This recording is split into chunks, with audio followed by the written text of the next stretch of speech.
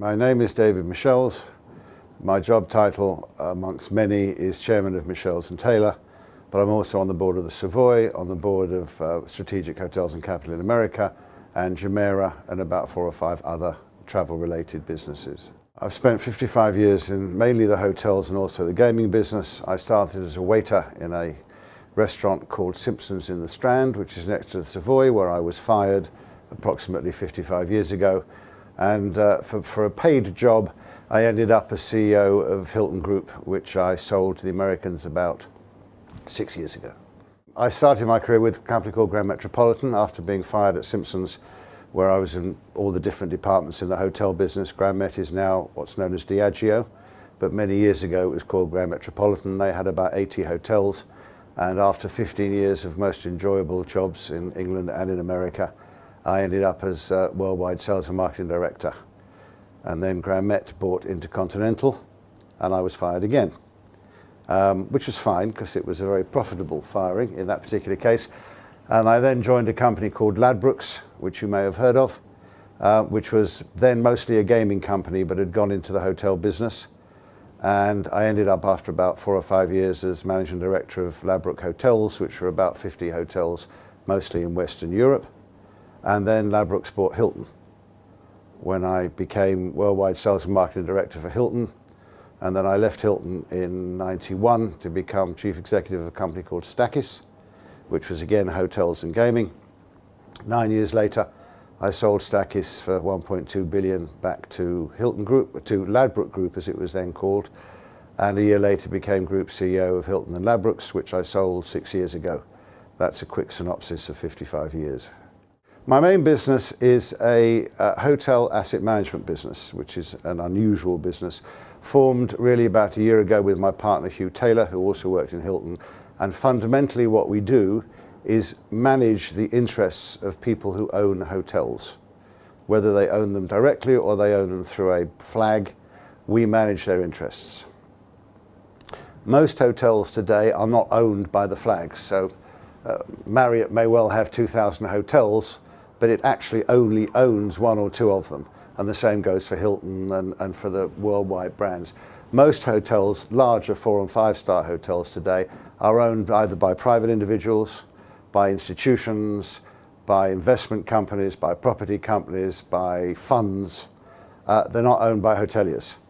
And they, in most cases, not in all cases, appoint flags to look after them, but the people who own them know nothing about the hotel business. They know about the investment business, they know about the property business, they know about lots of businesses, but absolutely nothing about hotels. And we stand fundamentally between the owner and the operator, whoever that operator may be. It's, in Europe, this is a relatively new business. It's a new business even in America, where I think it originated. And it's a new business fundamentally because if you go back 100 years, if you owned a hotel, you operated the hotel. Traditionally family hotels. As hotels got larger and the typical real estate value of, say, a 200-bedroom hotel in London is 200 or 300 million pounds, there are very few owner-operators. Thank goodness there are still some, but there are very few of major large hotels in most countries in the world. So the industry is new as the ownership of hotel real estate has transformed probably over the last 20 years from private ownership to multi-ownership of large organizations. With that change of the ownership of real estate, then the growth of asset managers has evolved and is still very much evolving. We work in the UK, we asset manage about 90 hotels for about 7 brands and some hotels where there are no brands. And the overall quick picture is that if you're in London, you're okay. And if you're in the provinces, it's tough. Perhaps let's, in this unpositive world, try and be a little bit positive. The one thing the travel industry has had in general is no shortage of customers. There is still no shortage of customers. Ultimately, wherever you are in the world, more people want to travel more often. So if you ask any woman, and I'm not being sexist, but it is women that initiate holidays and initiate travel, they can have enough washing machines, enough televisions, even enough homes, even enough fur coats, but they can never have enough holidays.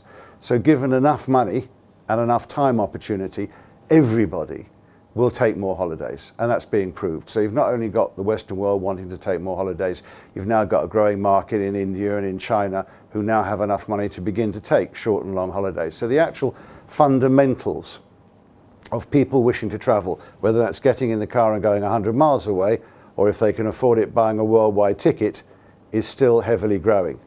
Unfortunately, people are getting much more careful with what they're spending. They're being restricted to less vacations than they would ideally like. And of course, there's a growth in every customer offering. That's more planes, more hotels, more buses, more coaches, more cruise lines. So the market is still extraordinarily competitive if you're an operator, but you are still uniquely, possibly in today's world, in a market where the fundamentals are growing and will grow even more. I've been in my life through 5 recessions. Fortunately, after the 3rd year, you've always been able to forecast an uptick. Even if you didn't know it, any purchase or any sale or any good sales director always had a nice hockey stick. Unfortunately now, after 5 years, people don't believe in hockey sticks anymore.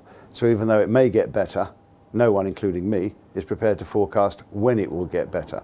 It's probably not getting much worse, but generally, for the hotel business, it's nice and steady at a pretty low point. I think my own particular commercial highlight was rescuing a company called Stackis, which I joined in '91. It had a market capitalisation of £23 million when I and my team joined, and 8 years later we managed to sell it for 1.2 billion. So that was quite a good financial achievement. But at the same time, we managed to keep people employed, we managed to grow, and we managed to prove that a self-recreated hotel business could be worth money without a major brand on it. I think I was proud of it because personal ego, proud of it because all the shareholders benefited, and proud of it because we sold it without anyone being sacked. So in my career, probably that was the proudest moment of having looked back at a bankrupt company and having made it just the opposite to a bankrupt company.